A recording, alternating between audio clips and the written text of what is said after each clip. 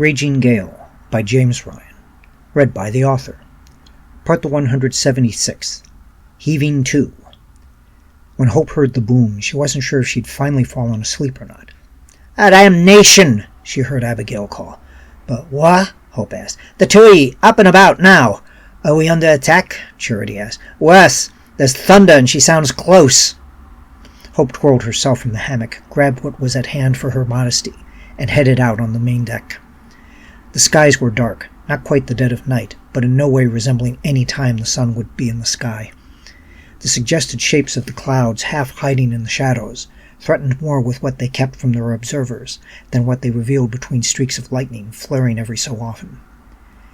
Abigail was halfway up the steps of the quarterdeck, scanning the horizon. When a lightning flicker would dance across the skies, she tapped the rail with a steady rhythm, stopping when the peal of thunder broke over the ship. Hope had beside her Charity and Osai, the latter paying close attention to Abigail as she parsed the brewing storm. She could only make out outlines of other members of the crew in the dark gray half-light that held sway when the lightning didn't fork through. As she watched, the wind picked up, a few brief gusts preceding a sustained blow, like a flourish announcing a dignitary. As the winds sustained themselves, she could just make out Abigail's hair flowing behind her like a candle flame about to be blown out. Abigail got to 3 beats on the rail before the last of the thunder, then called below, "Prepare to reef! Here, too!"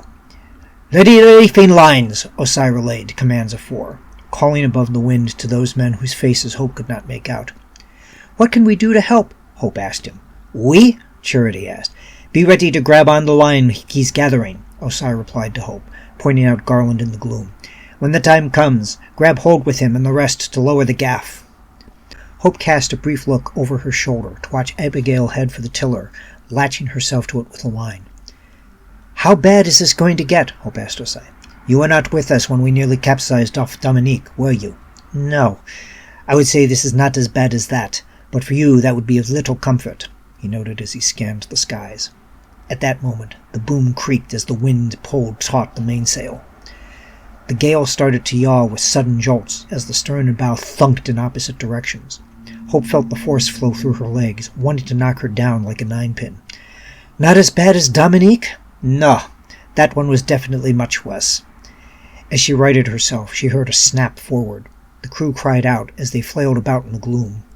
She got a much better look at the source of the snap, as one of the 4-pounders rolled on its carriage away from the gunwale, loose on the deck, rolling right at her. Thank you for taking this moment with me. If you want to keep up with new chapters as they get posted, please subscribe to the channel and click the bell icon for notifications for when pieces go up.